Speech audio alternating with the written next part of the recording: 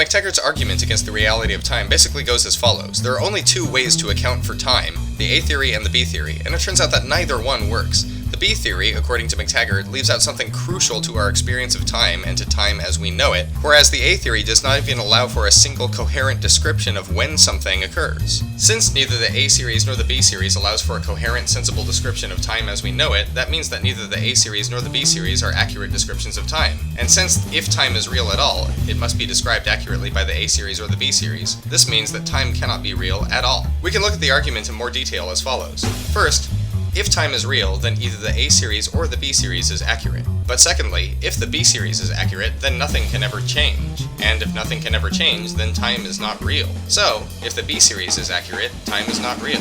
If the A series is accurate, on the other hand, some contradiction will end up being true, and no contradiction can be true. So the A series cannot be accurate either. What this means is neither the A series nor the B series is accurate. So, it follows that time is unreal. That's the entirety of McTaggart's argument, and as we've represented it, it has 9 steps. The most controversial steps are premises 2 and 5, each of which is independently justified by an argument of McTaggart's against the B series and the A series. McTaggart's argument for premise 2 is an argument against the B theory.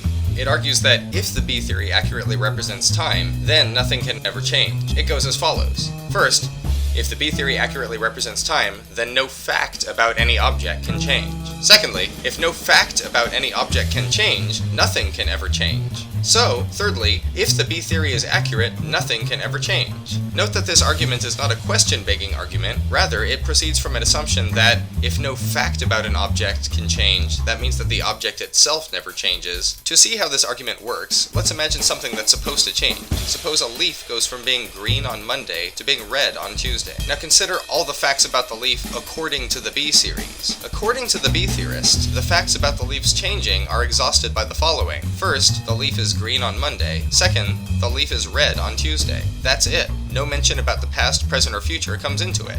The facts are entirely exhausted by the leaf being green on that particular Monday, and the leaf being red on that particular Tuesday. But now look, if the leaf is green on that particular Monday, it is always green on that particular Monday. It forever was and forever will be green on that particular Monday. Its being green on that Monday does not and cannot change. Similarly, not only is the leaf red on Tuesday, it's always red on that particular Tuesday. Its being red on that Tuesday does not and cannot change. It always was red on that particular Tuesday, and it always will be red on that particular Tuesday. And the same fact holds for any other fact about the leaf. No fact about the leaf, it turns out, can change. But if no fact about the leaf can change, then that's a way of saying that the leaf itself does not change. Now this is not a special fact about leaves. We could have used any object as an example. We could have followed McTaggart and using a poker going from being hot to being cold as an example. What it ultimately shows, or purports to show, is that if the B theory is true, it looks like no object whatsoever can change. Why? Well, if the B theory is true, then none of the facts ever change. They don't move. Their relationships to one another are completely fixed. Nothing ever happens to them. They just sit there. Now, McTaggart's argument against the B theory has been met with several responses, the first of which is to disagree with the conception of change that McTaggart is using. McTaggart is leveling a complaint against the B theory, namely that it cannot account for an intuitive way in which an object is said to change. The problem is that when McTaggart claims that, according to the B theory, nothing can change, he's actually appealing to a very specific conception of change, a conception of change which is presupposed by the A theory. According to the A theory, the temporal facts themselves change, but not according to the B theory. Now, McTaggart is already on his way to show that the A theorist's conception of change is incoherent. That is, he's about to provide an argument against the A theory, and that argument's central point is that the A theorist's conception of change requires a contradiction. But look, if a certain conception of change requires a contradiction, then it's not legitimate to fault a philosophical theory for not vindicating that conception of change. If a philosophical theory avoids commitment to a contradiction, that's a good thing. You can't fault it for failing to vindicate something intuitive if, on the very next page, you're going to say that that intuitive thing is ill-grounded and leads to a contradiction. So it appears as if McTaggart's argument, at best, is wrecked by its success. If it's successful against the A theorist later, it's going to not be successful against the B theorist now. Furthermore, the B theorist has their own conception of change, which is an alternative to the A theorists. The B theorist will say that change is nothing more than qualitative variation across a dimension. It's true that, according to McTaggart, this does not sharply distinguish spatial change, like the road changing from being bumpy to being smooth, or a wallpaper pattern changing from being zigzag to being parallel lines, from a temporal conception of change, according to which winter changes into spring. In either case, we have qualitative variation over a dimension. McTaggart finds a huge objection in this, and indeed it is part of his objection to the B-theory in general. But this may be a bullet that the B-theorist just has to bite. So that's McTaggart's defense of premise 2. That is, that's his argument against the B-theory, which says that if the B-theory is true, nothing can change. Now let's take a look again at premise 5 of his argument, which says that if the A-theory is true, a contradiction has to follow. Now McTaggart's argument for premise 5 has two parts. There are two sub-arguments in the defense of premise 5, in other words.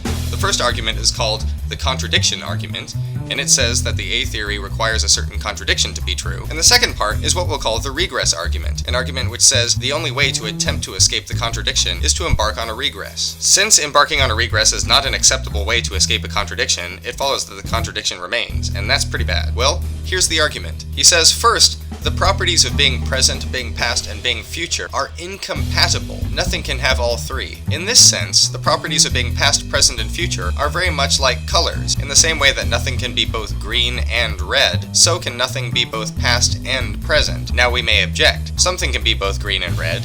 Imagine something that has green and red stripes. Similarly, we might object. Suppose something is both past and present. Suppose that it's going on now, but it's not quite over, so that some of it is in the past and some of it is in the present. That's like having a green stripe and a red stripe. Well, in each case, it's very important to notice what's going on here. In neither case does a single thing have contrary properties.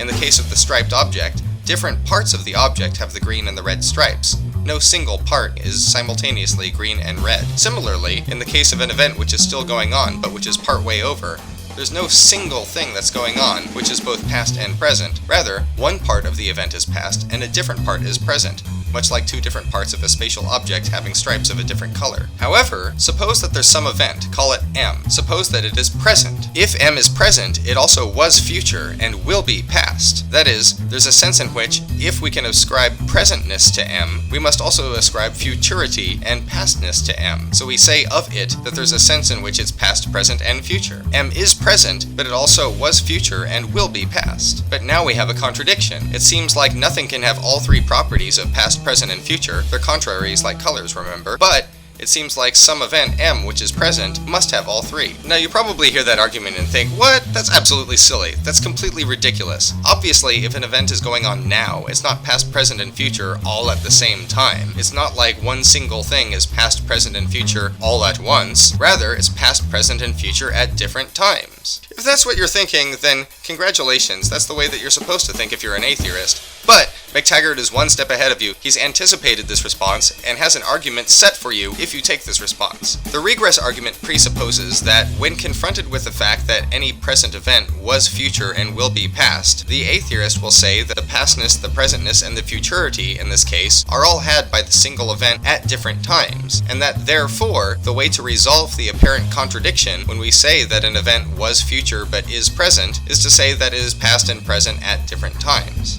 The moral that McTaggart takes from this is that if an event is said to be past, then that statement needs to be completed with some information. We need to say when it is past. Likewise, if we say that an event is present or future, we need to say when that event is present or future. Otherwise, the full statement doesn't make any sense. It would be like this. If I told you that Transylvania was far, you would be well within your rights to ask far from where.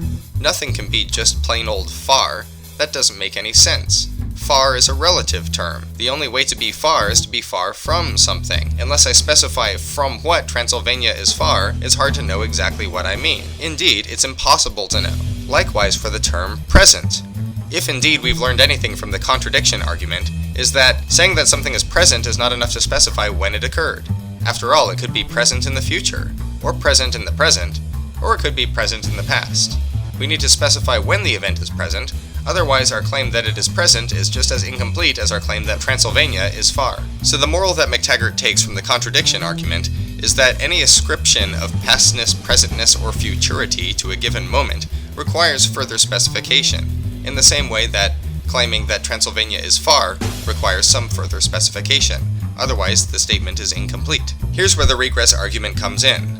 First, if an event, M, can only be past, present, or future at some time, then any ascription of pastness, presentness, or futurity will be incomplete without specification of the time at which the ascription is true.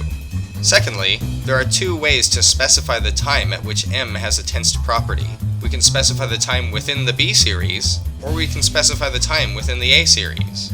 But, if we specify the times at which M is past, present, and future in the B series, then we cease to be A-theorists. For if M is past on a Wednesday, it is always past on that particular Wednesday. And if M is future as of some particular Friday, then it always was and always will be true that it is future as of that particular Friday.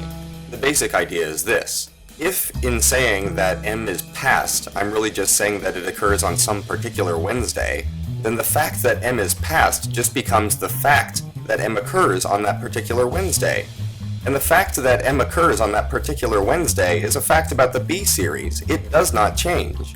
But if we're A-theorists, we wanted to communicate something dynamic about M being past. We wanted to say that it used to be present and that it's flowing away from the present ever further into the past. Saying that it occurs on a particular Wednesday is not dynamic in that way. So if our talk of past, present, and future is really just shorthand for talking about when things occur on a specific timeline, that is, if we use the B series to specify when things occur in the A series, we lose the A series altogether, and we cease to be A-theorists. So the only way for the A-theorist to escape the contradiction argument, that is, the only way for the A-theorist to specify when something occurs in the A series, is to do so using the A series. But now the problem should be pretty clear.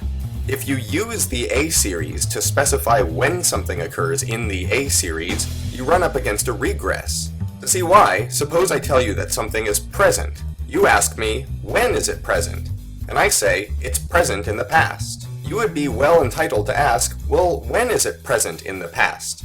Is it present in the past in the present? Is it present in the past in the future? Is it present in the past in the past? When is it present in the past? And if I answer using the A series again, if I say, for instance, that it's present in the past in the future, then you would ask, well, is it present in the past in the future in the present? Is it present in the past in the future in the past? When is it present in the past in the future? And this will go on and on. So it seems like the only way for the A-theorists to respond to the contradiction argument in a way that doesn't reduce their philosophy to the B theory is to embark on a regress.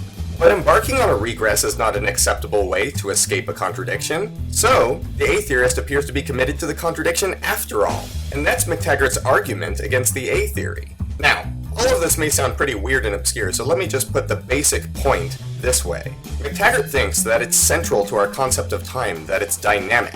It flows, or it passes, or it moves by. But the only coherent way we can even begin to model that idea is to use a static timeline, something which removes all those dynamic features and just leaves us with the B theory. We start out thinking that time flows, that events begin in the future, that they arrive in the present, and then they move ever further into the past. But the most intuitive way to try to make sense of that is to locate those past, present, and future events on a timeline.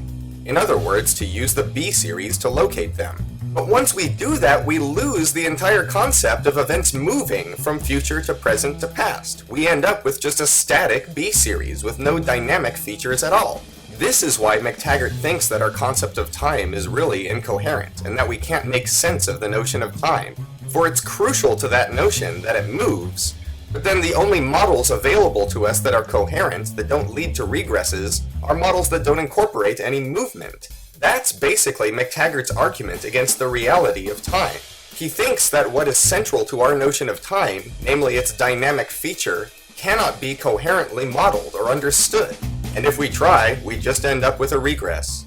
Now, just as there are contemporary responses to McTaggart's argument against the B theory, so there are contemporary responses to McTaggart's argument against the A theory. Some philosophers reject McTaggart's initial assumption and first premise. They think that, in order to claim that an event is present, we don't need to say when it is present, likewise for saying that an event is past or future. One way that atheists justify this idea is by saying that there are no other moments besides the present, that the present is the only existing moment. Since it is the only existing moment, any reference to the present, the past, or the future has to be indexed to the present. There's no other time to index it to.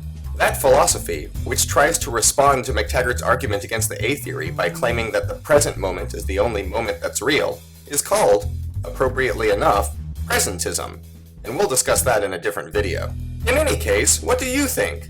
Do you think that McTaggart is right, that there's no such thing as time? I bet you don't. I bet you think that time is real. But, if you think it's real, are you an A-theorist or are you a B-theorist? And if you're an A-theorist, how would you respond to McTaggart's argument? Where do you think it goes wrong? Or, if you're a B-theorist, how would you respond to it? How would you try to preserve our notion that time flows or passes, if, in the B-theory, there is no flow or passage? And if you say, as a B-theorist, well, that's just our perspective, that's just our experience, why isn't that a way of saying that time really, as we know it, isn't objectively real? After all, if the apparent passage of time, if its apparent flow or movement, is nothing but the result of our subjective experience of the way that we experience the world, and if it doesn't actually objectively exist, isn't that another way of saying that time as we know it isn't objectively real? And isn't that a way of ultimately agreeing with McTaggart? Leave some comments below and tell me what you think. Anyway, that's all the time we have for now, and that's McTaggart's argument against the reality of time. Thanks again for watching. Hey everyone, I'm Jason Bowers, the guy who does these videos. In case you're curious about who I am, I'm an adjunct professor of philosophy at Fayetteville State University. I've also taught at Bowdoin College, Moravian College, UNC Wilmington, and I got my PhD in philosophy from UNC Chapel Hill in 2010. I'm doing my best to release these videos as quickly as possible, but because I'm just one guy and not a team of people, and because I'm trying to make the videos more interesting than just me talking at the camera, they're not able to come out as quickly as I would like. So I apologize for not having them out faster than one every few weeks, but I am doing my best. And I'm also kind of curious as to what you guys would like me to see me lecture on. Is there a particular topic in philosophy you'd like to see me talk about? Is there some kind of video that you'd like to see? Should I do some shorter videos that maybe are just me talking to the camera in addition to the longer, more elaborate ones? Would you like that? I'm hardly getting any views on these anyway, so, you know, I may not get any responses to this. But I thought I'd ask. I thought I'd also say thank you very much for watching. I enjoy doing these. I think they're really fun. I also think that there's a lot of educational potential through the use of YouTube and online resources. Anyhow, thanks for watching. Leave a comment below. This is below. And I'll see you at the next video.